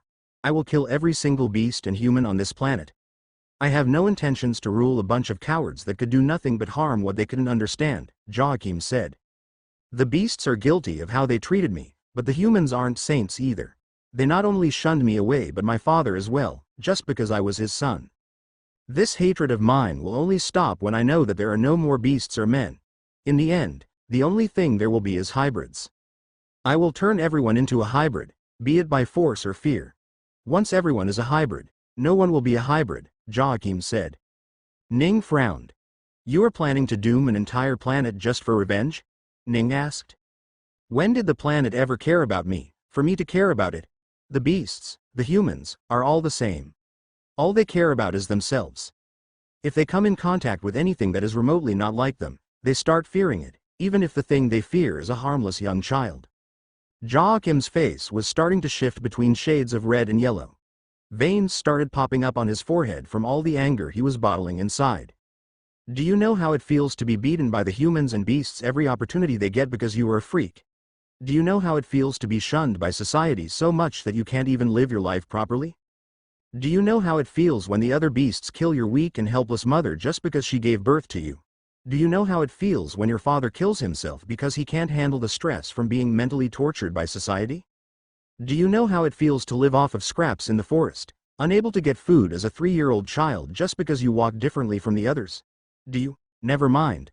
I let my rage show once more, Joachim said as he tried to calm down. I wish for not a single other human or beast in this entire world to go through what I have, he said. And for that, I will make a world where no one is different from the other. Once there are only hybrids, no one will be different from each other, and thus no one will ever be shunned anymore. This world may not deserve what I do, but it needs to be done. I will become its messiah, Joachim said. You act like a victim in all of this, but fail to see that you are becoming the oppressor. You killed hundreds of thousands of beasts in revenge. It's not about revenge anymore. I have had my fill of revenge. I've had enough time to realize that my days of revenge are over. What starts now are my days of bringing salvation to this planet, Joachim said. By turning humans and beasts alike into hybrids? Ning asked. I foiled your organizations and you killed the beasts. So there shouldn't be any way for you to make more hybrids. I've kept some reserves, Joachim said. Also, the hybrids don't necessarily have to be from beasts that contain the blood of the legendary beasts. I've prepared normal beasts' essence for this task as well. And you are sure you can turn all of the humans and beasts into hybrids? You do remember that even your own organization had a very high failure rate, right? Ning asked. I do, Joachim said, but that is a sacrifice that I'm willing to make. You might say that, but I won't let you, Ning said. I'm going to keep fighting with you until you're either dead or imprisoned once more. None of this hybrid nonsense. If you wish to, you may fight me, Joachim said as he snickered a little. But I was never planning to do any of what I said anyway. What? But you just said. Ning was confused. He. Let me say it again. I was never planning to do any of it, Joachim said with a wicked smile. Ning's brain churned and his eyes opened wide. You're perfected hybrids, Ning said with shock. I have my people working for me, so I won't have to do anything myself. You are a step slow already, my friend. The moment I escaped, the clock already started ticking. In less than 3 hours, it should be done, Joachim said. Until then, you can stay and keep talking, or you can go and try stopping my people. Joachim kept on laughing as he flew down to the center of the island and sat next to the lake while Ning kept on flying in the air, trying to think of some solutions. The hybrids, I need information about the hybrids, he thought. Joachim thought his plan was almost guaranteed because there was no way for Ning to find and stop the hybrids in any way. Little did he know that such information were very easy for Ning to find. System, give me a list of all the hybrids that work for Joachim alongside their current location, he said. He took one last glance at Joachim before teleporting out. He needed to take care of the matter at hand before he came back for him again. A list of information, alongside an approximate location of where the hybrids were popped into Ning's head. Oh no, he thought as he saw nearly hundreds of names on the list and they were all over the planet. I have to start somewhere, he thought and teleported to the first location on the list. When he reappeared, he was on top of one of the forests. This is the southern continent? Ning wondered and looked around, searching for the hybrids. He was in an approximate location from the hybrid and had to ask the system to locate the person once more. When the system did, he teleported once more. The next time he reappeared he was about a few kilometers away from his original location, directly face to face with a girl that was flying through the air. She saw Ning appear out of thin air and was surprised. Who are you? How did you, just now, she asked. Ning looked up and down at the normal-looking human girl. He couldn't see a single beastly feature in her anyway. He quickly used omni-analysis to confirm that she was in fact the hybrid he was looking for. But, you look like a human, Ning asked in confusion. I look like a human? The girl asked with caution. Why would you say that? Because I know you're not one. You have the blood essence of the lightning panther and the ice vulture, and hundreds of other minor beasts from what I can see, Ning said. You, who are you? The girl asked. Ning didn't answer her. He didn't have the time to. He looked at her and searched for some sort of storage bag on her. He noticed a few and pulled it towards him. The girl saw her storage bags rip away from inside her robes and fought to pull them back, but she couldn't stop it at all. Ning was just too strong. Ning took the storage bag and started looking through it. He searched for any sort of medical equipment or artifacts that could be hiding some sort of mechanism to turn humans and beasts into hybrids. It took him half a minute to look through it all, but he couldn't find any. The hell? How is he planning on turning them into hybrids without anything to carry those many? Ning's eyes went wide and he looked at the girl. Oops, was I caught? She said with a grin. Don't. Boom, the girl exploded her nascent soul, turning the entire surrounding into a bloody mist. The hundreds of blood essence inside of her were now moving around, looking for something to inhabit. Shit. Ning thought as every single droplet of the blood started approaching him. High in the air, he was the only person the blood essences flew towards. Ning tried thinking of a way to stop it all, but it didn't seem like they could be stopped. Even when he made a barrier with his chi, the blood essence easily penetrated through it all and came up to his body. Damn it, he cried out. He needed to think of something very fast. Ning looked around at the bloody fog and tried to come up with some sort of idea. He wondered something. No time to think about it. He put his hands forth, touched the bloody fog, and started pulling in everything towards his hand. The bloody fog started spinning around his hands and slowly entered it. It wasn't just the bloody fog that was entering his hands, but the air around it as well. He was directly collecting the entire atmosphere into his storage space. Fortunately, his storage space stored items in it based on mass and not volume, so despite collecting so much of the surrounding air, he was still fine. However, the problem he was now facing was that the fog was way too massive and it was taking him well over a minute to gather the entirety of the blood essence that was floating in the air. Damn it, he thought.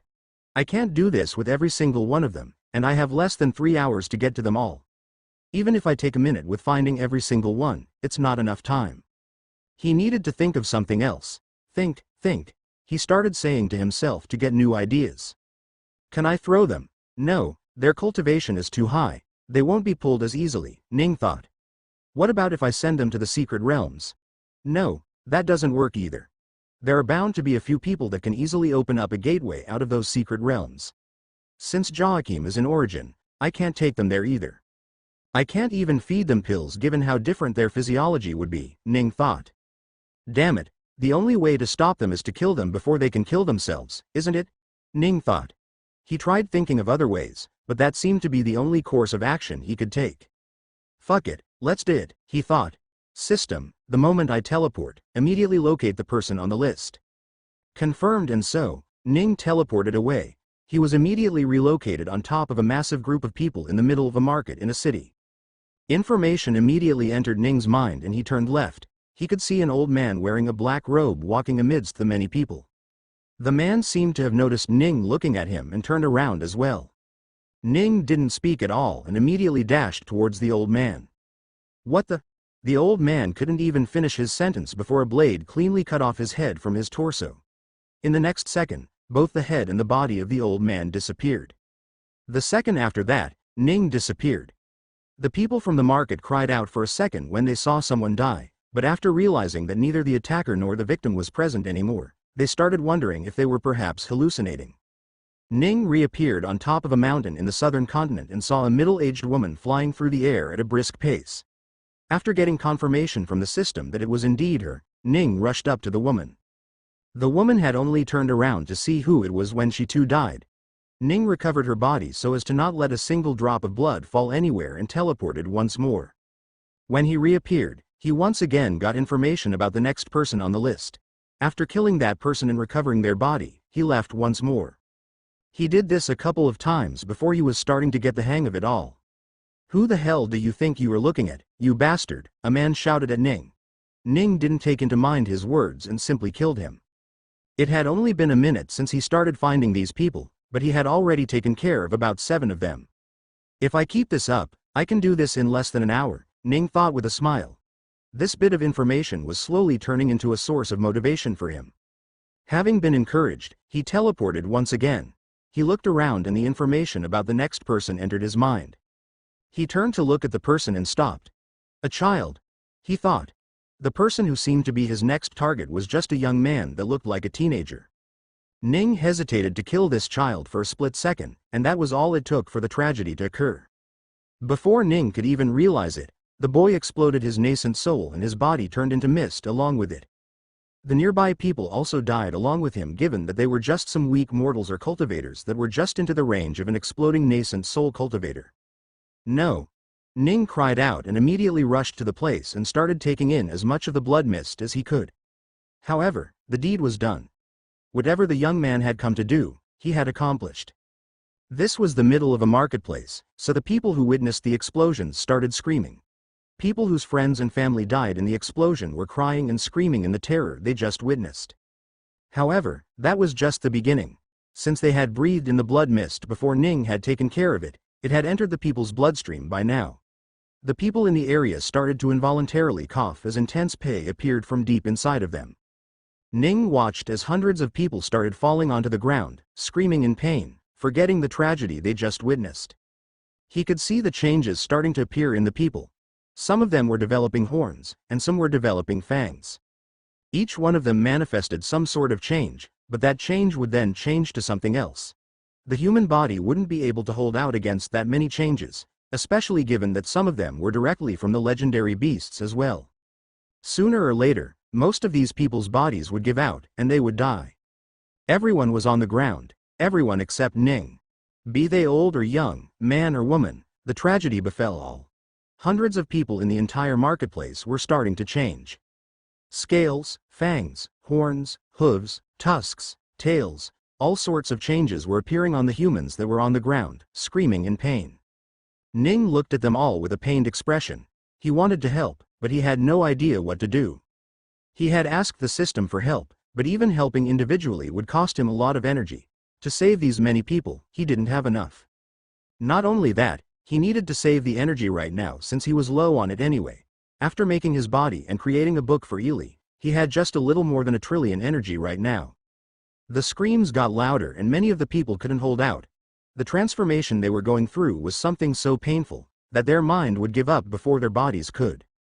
Even if they could hold out the pain, the changes would disrupt their circulatory system, their nervous system, or just hard their bodies in other ways from both inside and outside. A lot of these people were already starting to bleed on the inside and outside. Ning could see some people who were coughing up blood. Some were bleeding through all of their orifices. Some had bones popping out of their chests from the changes and had died from that. Some had their bodies disfigured by the changes and could no longer even breathe. Some were even opting to bash their own heads on the ground so that they could kill themselves and wouldn't have to go through this pain anymore. Even if they didn't do that, all but a few of them were going to die anyway. Ning was on the verge of crying from watching all of these people that he could possibly help but had chosen not to. Not because he didn't want to help, but because saving these would mean condemning almost all of the rest of the planet to a similar fate. And that included people he loved and cared about. "I'm sorry," Ning said to the people who couldn't hear him at all. "I failed you all. If I hadn't hesitated, you would have been fine. It's my fault, and for that I'm sorry." Ning's face then changed from sadness to anger and determination. "But I promise you, I will take revenge in your stead," he said and disappeared. He couldn't stay there anymore as this was a tragedy that was about to happen everywhere in the world. If he stayed here, he would have to give up on people who could still be saved, as opposed to these people who were already condemned to the worst possible scenario.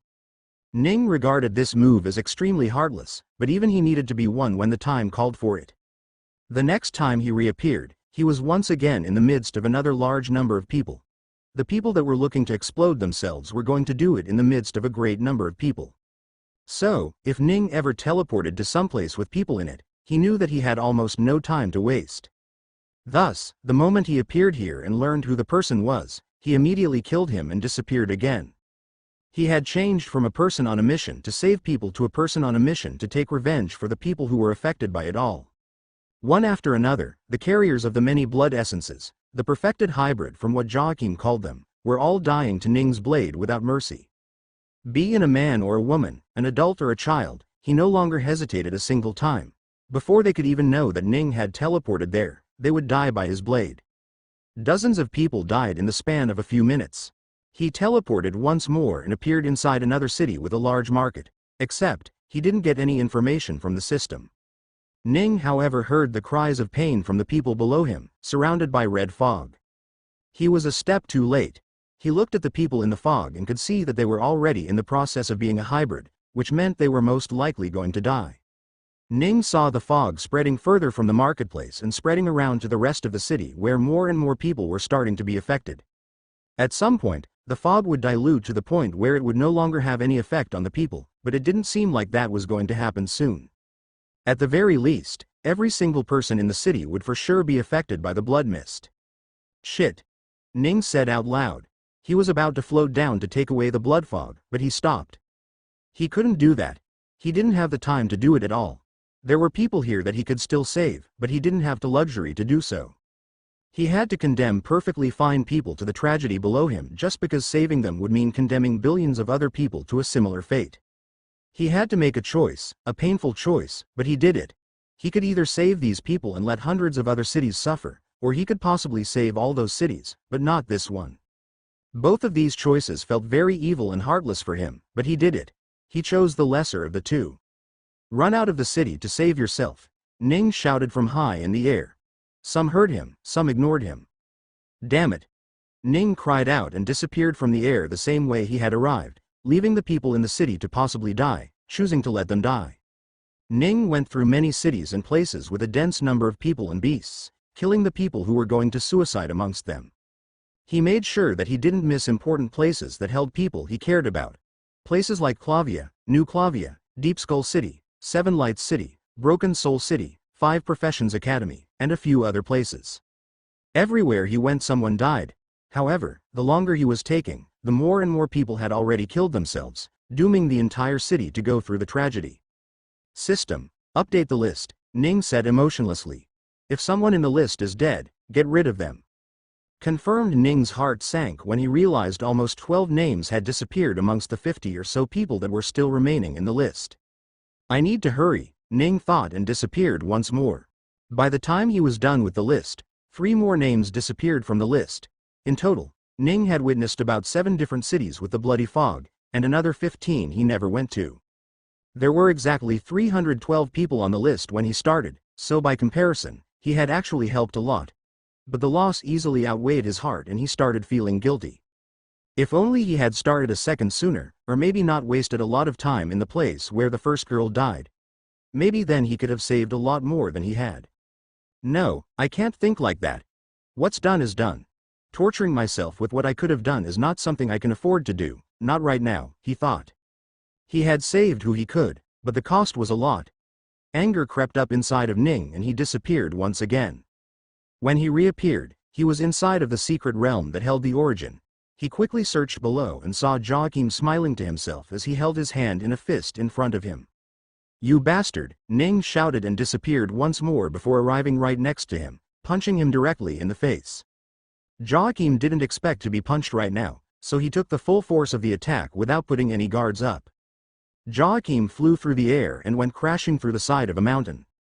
"You bastard," he cried once more. "Do you know how many people died because of you?" "Ow," Joachim said as he climbed out of the mountain. "Oh, you're back already. You said many people died? That's quite early. I would have expected them to take at least another 2 hours. Anyway, good job to those guys. They knew what they were in for, and they still did it," Joachim said. "Well, at least now the whole world will change." "Keep dreaming," Ning said. "Most of them died before they could even do anything. Only a few of them actually managed to do anything." Joachim's smile stopped and he put on a serious face. "That's not possible. They should have all been able to kill themselves. I especially chose people that didn't have anything to lose and made them sympathetic to my cause. Most of them were actually willing to kill themselves before the time was even right. They only waited because I told them the time was near," Joachim said. "HMPH. Any other person and you might have succeeded.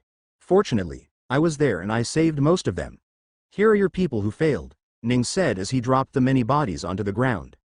Joachim's eyes went wide when he saw the many decapitated bodies fall onto the ground, with heads rolling down right by them. He looked at a few faces and could see that some of them hadn't even realized that they were dead.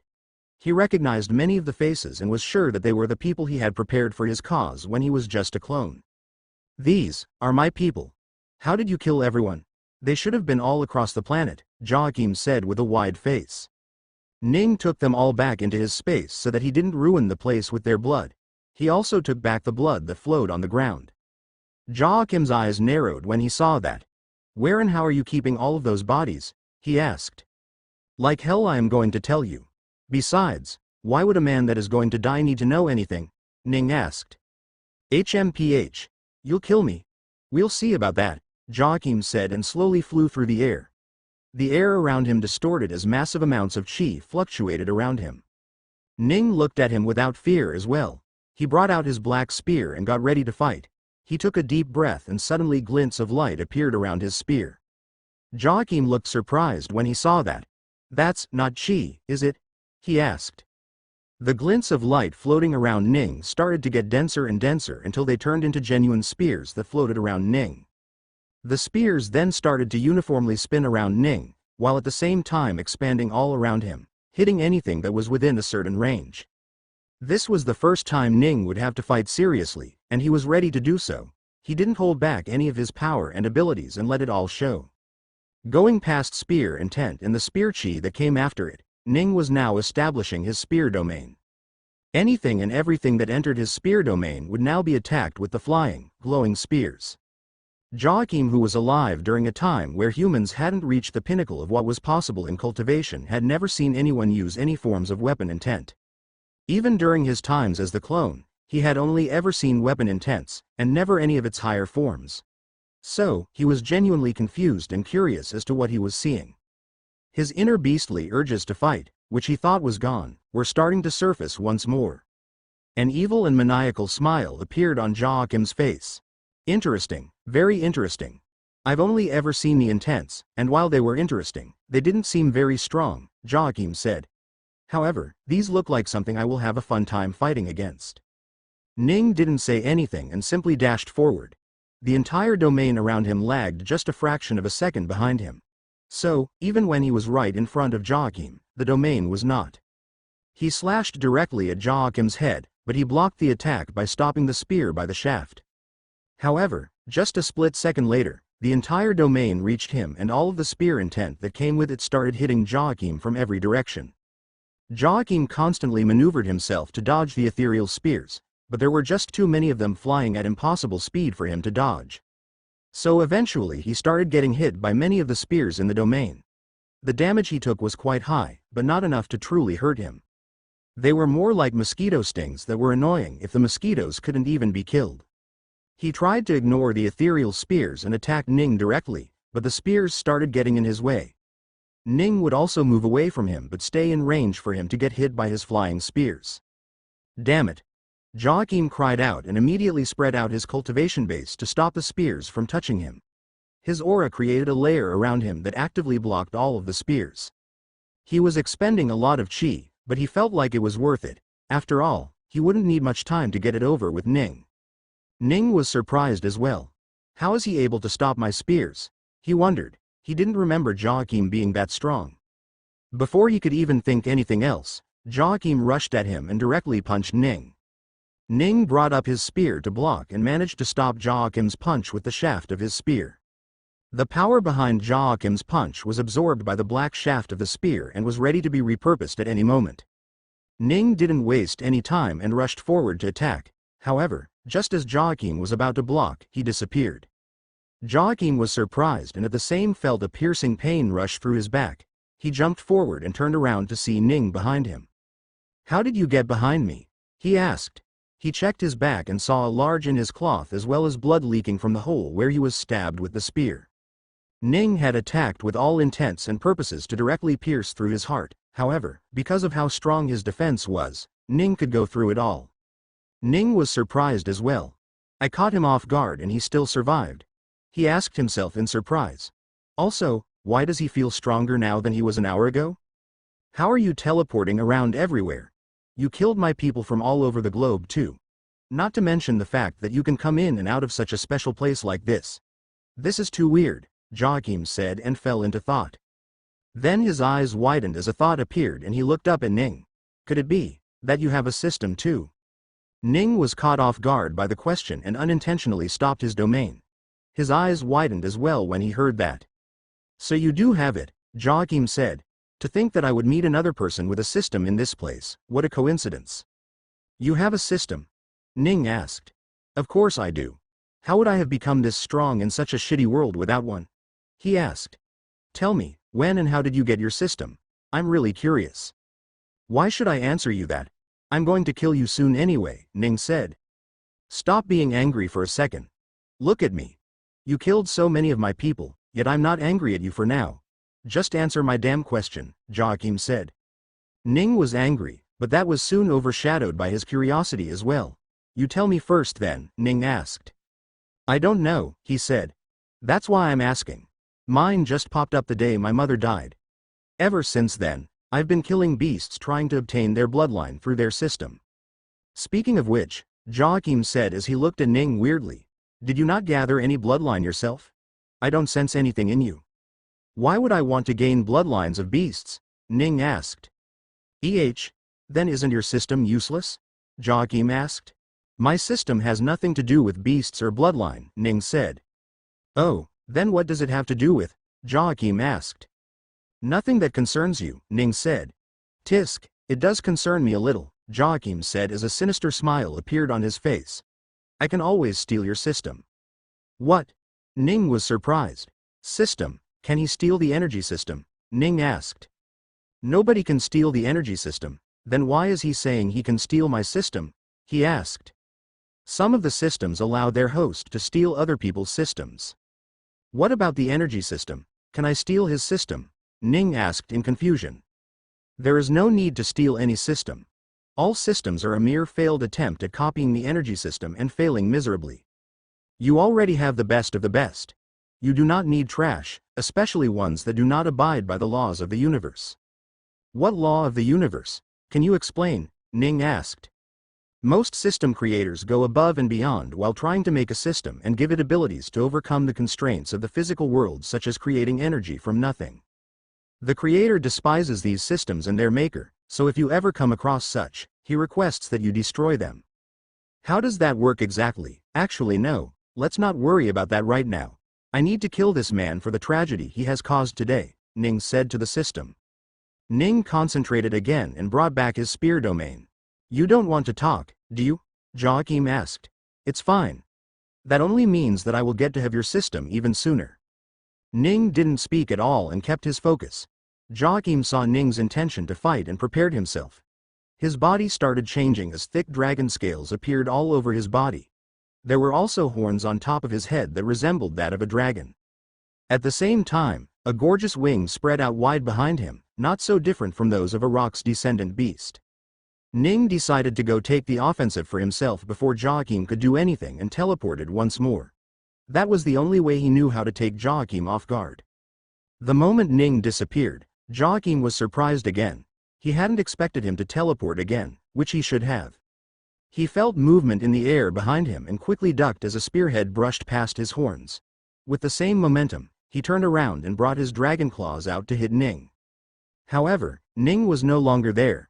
Another slash came at him from the front and it hit him directly on the head, sending him flying into another mountain once again. Ning didn't stop, however. He flew into the air and started sending out slashes after slashes towards Joachim. Dust rose as high as the mountain themselves, and the mountain where Joachim had fallen into didn't even look like one anymore.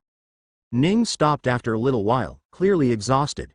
He had done his hardest, holding nothing back in his attacks. However, he was still a little annoyed. Such attacks weren't working. The rubble started moving as a bleeding Joachim walked out.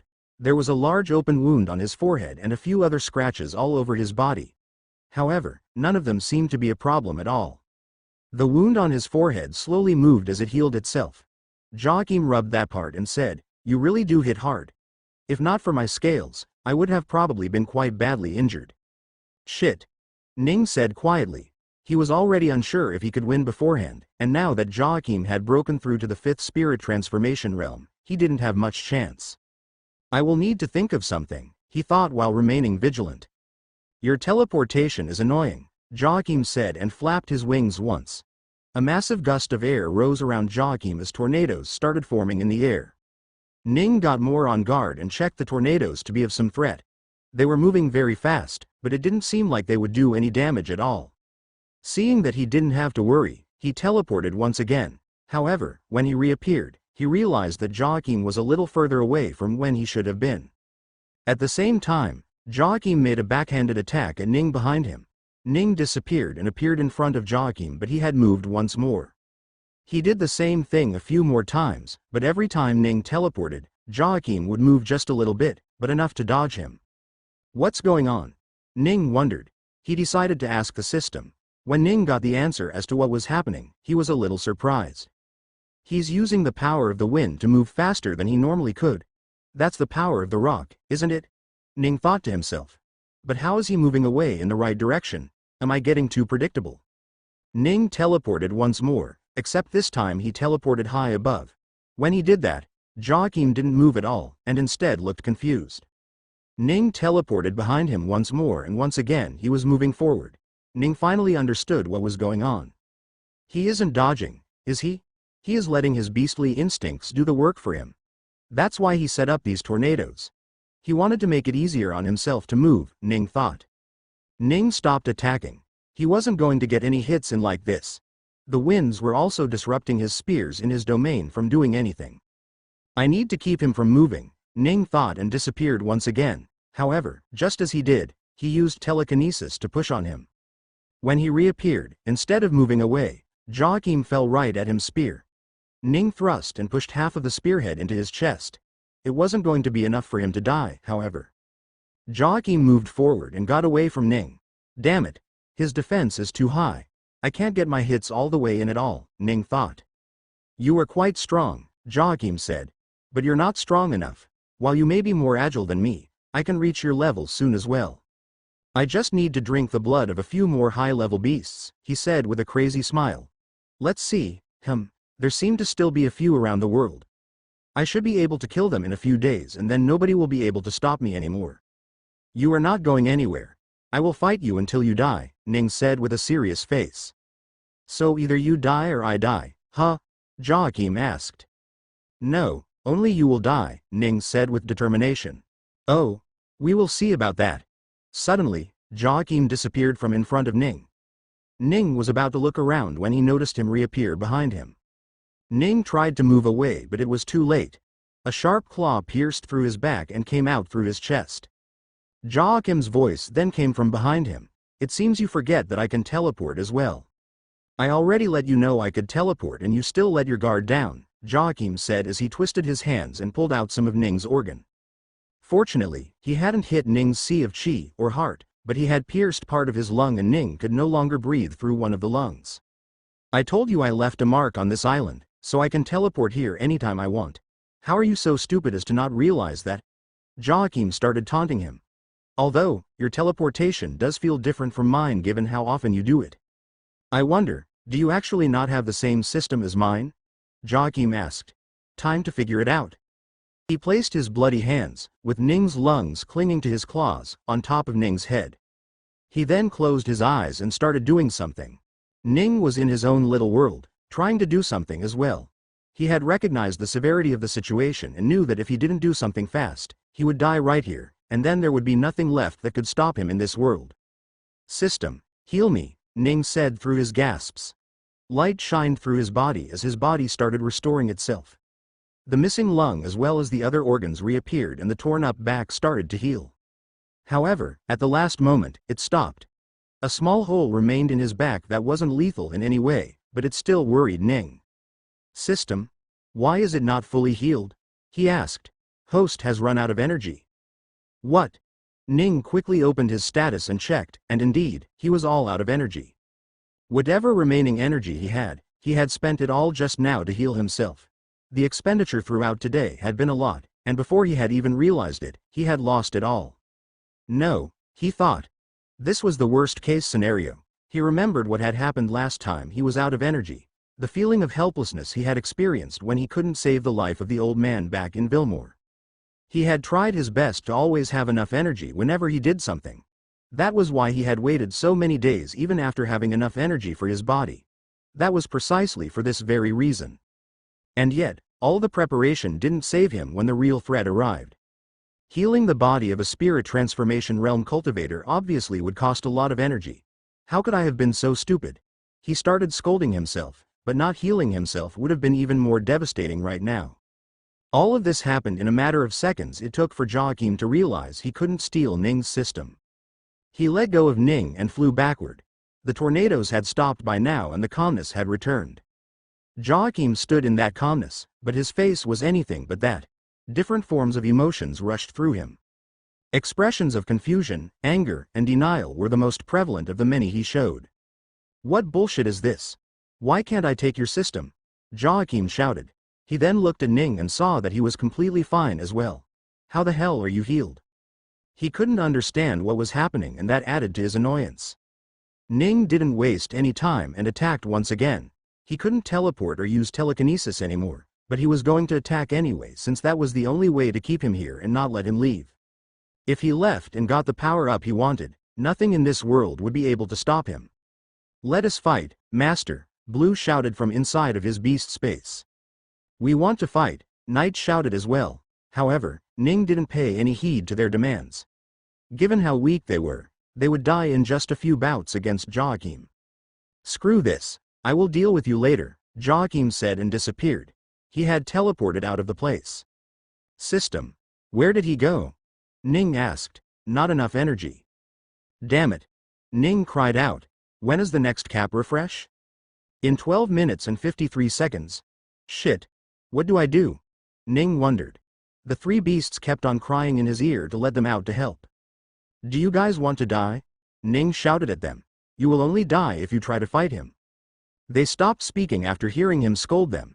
Just sit tight, I will do something, Ning said as he furiously thought of ways to solve the problem.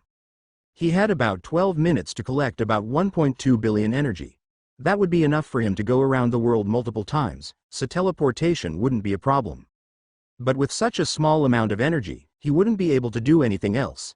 He wanted to warn the people but... Wait, he said as he thought of something. I can send information out, right? To only the three that have the talisman.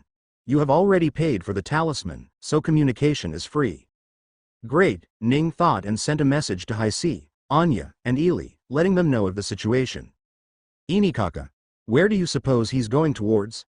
Haisi asked him. I don't know. All I know is he doesn't know about the beasts in the tomb, that's all, Ning said. And you can't leave right now? Anya asked. I can get out of this island if I want, but I won't be able to teleport, so I wouldn't be close to catching up to him even if I wanted to. Especially since he can teleport as well, Ning said. So he was the third system user, huh? Who would have thought? Ely said. Seems like it, Ning responded. All right, we'll see what we can do, all three of them replied. Remember, if you meet him, don't fight. His cultivation base alone is stronger than your body cultivation. Just let me know where he is and disrupt his plans for as long as you can, Ning said. Got it. Ning didn't know what to think at the moment.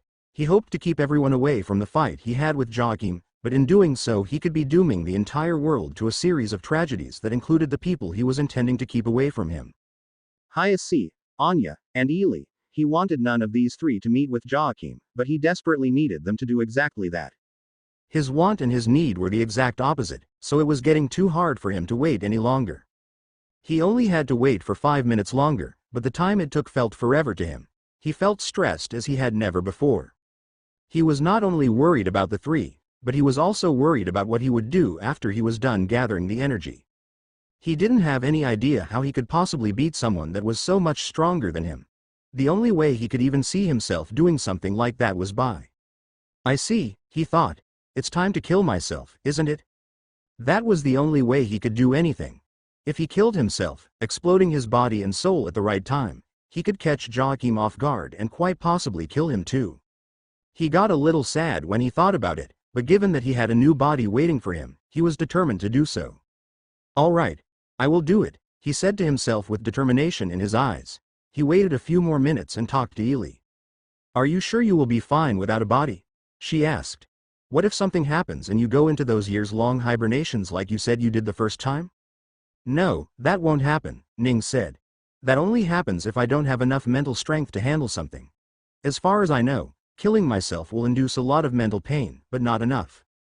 If you are sure, then I'm okay with that as well. Since you have a new body, you will be fine, Ely said to him. Yes, I was thinking of the same thing, Ning said. He told the idea to Anya and Hayase as well while they were out searching for any hints of Joachim. If that's a solution, Master, then I don't see any problems with it. Although, are you sure he can't handle it? From what you said, his physical body is quite strong, Anya said. It's strong, but not as strong as mine. If I can catch him and explode on top of him, nothing of his should remain, Ning said. Well, you need to be absolutely sure, Master. If you destroy your body and he still doesn't die, I don't know if we will be able to handle him, Anya said. Don't worry. I will ask the system if that is possible or not first, Ning said. Oh, that eases my heart a little, Anya said. Inikaka, Hayase called him. Yes. Ning asked. How much longer do you have? He asked. Ning asked the system the time remaining and told him, a little over 3 minutes remaining. Good, I will try to hold out for 3 minutes then, Hayase said. Ning's eyes suddenly changed to worry when he heard that. Do you mean that he? Yes, he's here, in front of me, Hayase said. Are you sure? Ning asked. White guy in a white robe with a massive wing behind him. Plus the aura he is giving off is impossible to miss, Hayase said. Yes, that should be him, Ning said in a serious tone. Listen, don't try to engage if possible, but absolutely fight him if need be. I will do so, Inikaka, Hayase said. Hayase, Ning said with a pause. Please don't die. Haha, don't worry Inikaka, I will live longer than you. Hayase ended his communication with Ning and flew towards the figure he was looking at currently. Joachim too was curious and looked at Hayase with some weird expressions. There are more spirit transformation realm people in this world now? Has the information about origin become that readily available now? He asked. Only Inikaka knows about it, but he shares the information with us, Hayase said. Inikaka. What's that? Is that? Oh, it's the guy the first just left, isn't it? He asked. How did you know I was coming here? A coincidence, but it doesn't really matter right now. What matters is that I stop you from being any further nuisance to my Inikaka. For him, I will kill you now, Hayase said and took off his clothes. Despite being old, his body was in the best of shapes with his dark skin shining in the sunlight. Not only are you in spirit transformation realm, but your body is strong too, isn't it? But that doesn't mean you can win against me, Joachim said. I am in a bit of a hurry, so don't mind me if I don't stick around to entertain you. Joachim moved at incredible speed and appeared in front of Heisi, catching him off guard. He punched Heisi directly on his face and sent him flying away. Heisi flew back a couple of 100 meters before he stopped. A line of blood was dripping from the side of his lips. He moved his head to the side and spit out the blood in his mouth before wiping the remaining blood from his lips and chin. Is that it? I thought you were supposed to be stronger, Heisi said. I never thought the biggest and baddest person in the world would hit like a little girl. Oh ho ho. You've got quite a little mouth on you, don't you? Joachim said. You want to see stronger punches? Fine, I shall answer your imploration. Joachim's muscle started spasming as it got bigger and bigger. It grew to be bigger than Hiesi's own thighs until it looked like the arms of a gorilla. You shall feel my true strength now then. Inikaka, please hurry up. This demon is truly very strong. Heisi quietly sent a message to Ning. He's still there, right? Ning asked. Yes, Heisi said. I've managed to taunt him, but I don't know how much longer I can keep him here. Don't worry, just a little longer, Ning said. Just as Ning finished saying that, Joachim moved on to attack with his massive arms. Heisi got alert and put his arms forth to stop him. The punch landed directly on Hiesi's arms and he heard a crack as he was sent flying backward. The small broken bone healed quite quickly, but it definitely hurt Heisi a lot. However, he didn't let pain hold him back. He too moved forward and punched at Joachim. Heisi was a little good with spears, knew quite a few skills and techniques, but nothing made him as comfortable while fighting as when he used his own body to do so. He threw a right hook at Joachim, who dodged the attack by ducking down. At the same time, Heisi quickly brought back his punch and instead kicked his head from the bottom. The kick landed directly on Joachim's face and he was sent tumbling away. He recovered his balance, blood dripped from his nose which quickly healed. You're quite strong. Body-wise, you are even stronger than me, he said. But physical strength is not all that makes you strong. Just admit that you are weak and you can use your techniques, Heisi said. Joachim got angry. You know what? Fine, I am weak. Now get ready to die. Dragon scales appeared once more all around his body as 8 different eyes popped upon his head.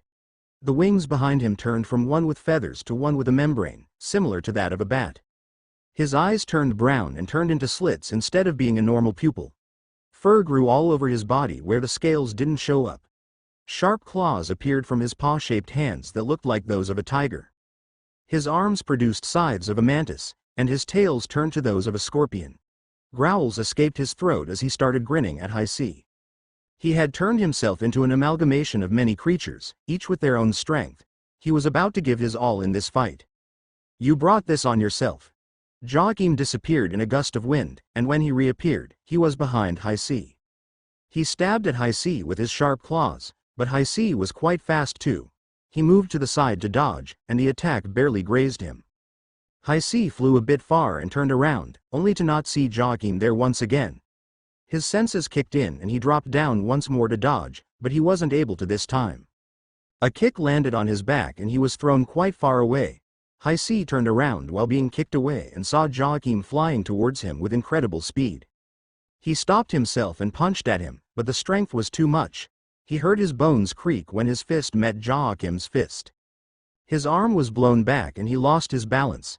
Another fist came towards him and landed directly on his other arm, breaking it from the elbow as he was sent flying onto the ground. Sands from the beaches rose to a height of at least 100 meters as Heisi fell directly on it. Heisi barely opened his eyes to see Joachim flying down at him. He barely managed to roll to the side and dodge the attack. Tisk! Joachim clicked his tongue and walked towards Heisi. Heisi tried to stand up and move away, but Joachim was too quick. He appeared right above Heisi and stepped down on his arms. Let's see how safe you feel when you no longer feel your arm, he said and started putting pressure on his left arm that was already twisting in the other way from the previous attack. Arg! Heisi cried out, but Joachim didn't stop. He stepped once more and completely destroyed all the nerves and meridians that were attacked to the left arm. Joachim then moved onto the right arm and did the same thing. Heisi cried out even more as the pain became unbearable. Tisk! You cry like a little girl, Joachim said. Heisi said as he gritted his teeth to stop his pain. Joachim stopped. Me what? You will never beat Inikaka, Heisi said. That coward who didn't even dare follow me will beat me. Ha ha ha, you must have become an idiot after having both of your arms broken, Joachim said with laughter in his voice. Don't worry though, I shall show you mercy so that others won't see this stupid side of yours, Joachim said. He brought out his claws and made them sharper and longer. You shall become the very first spirit transformation realm foe I have ever killed. Goodbye, Joachim said. Suddenly, the lights all around him went away. He couldn't see anything, but he could still hear Hi-C grunting. Joachim didn't understand what brought on this darkness, but he didn't like what was happening. He felt a gust of wind next to him and decided to not waste any more time and directly sent down his attack at where Hi-C was. His claws went through Hi-C's body and he felt the ground on the other side. He had completely pierced his body. Just then, the sun returned and the darkness lifted. He looked around to see what was happening and noticed a massive black bird standing a little further away on the beach, along with a blue flood dragon and a golden beetle. He was excited to see such glorious beasts when he noticed something. Below the beast on the sand was a dark figure with broken arms. Hi-C was with them. Then who did I? Joachim looked down and his eyes went wide when he saw who it was. Two arms moved forth and directly grabbed at Joachim's arm, stopping it from leaving the body. A cold smile appeared on Ning's face as he looked directly onto Joachim's 8 eyes. Got you, bitch, and then they both disappeared. Ning reappeared high in the air, still holding on to Joachim. He had confirmed with the system that exploding himself would definitely kill him, and that was all Ning needed to hear. Joachim's hand was still inside of Ning's stomach, but it didn't matter anymore. In fact, Ning pulled on his hand and brought himself closer to Joachim. What are you doing? Joachim asked with fear in his eyes for the first time since Ning had met him. I'm killing you, Ning said. No, UCA, boom. A deafening explosion rang out high in the atmosphere, above the clouds. The shockwave parted the clouds very clearly and brought enough light through it to make people think that there was a second sun in the sky. People from hundreds and thousands of kilometers away heard the explosion and felt the shockwave. The people from Clavia, especially Hi-C's family, immediately rushed towards the location, knowing that their ancestor had left for there a while ago. Hi-C and the 3 beasts were on the ground looking at the bright explosion, wondering what had happened to Ning. Inikaka. Hi-C called him. He even sent a message to him, but they got no response at all. It was as if he had disappeared. No. Hi-C had a very fierce sense of déjà vu as he remembered something similar happening last time. During that time, his Inikaka had disappeared for many years and only returned afterward. He didn't want that. Inikaka. He started crying out again, giving no attention to either of his broken arms that weren't healing at all. Suddenly, he felt something on his shoulder. He turned and saw a black wing on top of it. He's fine, we can still sense him up there, Knight said. Blue and Aegis nodded when they heard that. Is he really? Hi-C asked. I'm fine, Hi-C. Ning sent a message. It's just this headache I have is really annoying. Oh, thank the sun he's okay. Hi-C finally felt relieved. Suddenly, something appeared in front of Hi-C and a young body appeared, that looked exactly the same as the very first body he had seen being created all those many years ago. Inikaka? He asked. Yes, Ning said as he took over his new body. How does my new body look? You guys never got to see it, right? It looks good, Inikaka, Hi-C said. Soon, Hi-C's son and grandsons all appeared in the vicinity one by one and started worrying about him when they saw the state of his hands. Grandfather, are you okay? Hijaka asked. This is nothing, he said to them. You should see the other guy. Oh, I guess you won't be able to anymore, haha. Ah, right, Ning thought and brought out a pill. Take this. It doesn't work that well on someone in your realm, but it should at least help a little. Hi-C nodded and ate the pill. Immediately, his wounded arms started to heal and looked a lot better. His bones were still broken, but with his healing, they should be able to heal by themselves in just a few days or weeks. Ning disappeared and reappeared a few seconds later. When he did, he had Anya and Ely with him. Senior Hi-C, are you all right? Anya asked worriedly. She walked up and looked at his wound before bringing out a pill herself. It's fine. Inikaka already gave me a pill, he said. Oh, then I guess this won't be very useful, she said. Are you all right? How are you both feeling? Ely asked them both. I'm perfectly fine, Miss Ely. You don't have to worry about me, Hi-C said. I have a headache, but it should go away in just a few hours, or maybe not, Ning said. I forgot that my mental strength had now dropped quite a lot. It's not as good as what I had with my other body. You should be fine soon, Ely said. All right, let me take Hisee back. He needs to rest now. Afterward, I should go and let those beasts know that their threat is gone. You think you can kill me? A loud voice came from up in the sky. Ning looked in the direction the voice came from and barely saw a smidge flying high in the air. However, the chilling voice was enough to give the person away. No, he said silently. How is he alive? He couldn't help wonder in worry. System had clearly told him that he didn't have any chance of survival if Ning exploded himself, so why was he back? Ning, what's going on? Ely asked. I don't know, let me ask the system, Ning said. You will die now, Joachim shouted from high up top. The aura that came flooding down was enough to kill any mortal. Fortunately, both Ely and Anya stood in front of Ning, protecting him. System, why is he not dead? Ning demanded an answer. This was the first time he had been given misinformation from the system and it was going to cost him a lot. He did indeed die, however, his system forcefully brought him back from death. This is a violation of the basic laws of the world. What is dead cannot return to the living. That system is evil. You made me use my death rejection skill, for that you will all die now.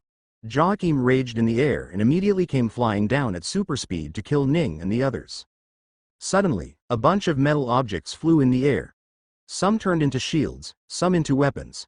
Some of the remaining ones turned into some very unorthodox shape and its work could only be known after it was used. At the same time, a pure cultivation aura appeared from the side quickly rising up high. A sword appeared from nowhere as well and was readily wielded right there. Sit back and rest, Ning. We'll take it from here, Ely said. Don't worry, Master. I won't let him hurt you, Anya said.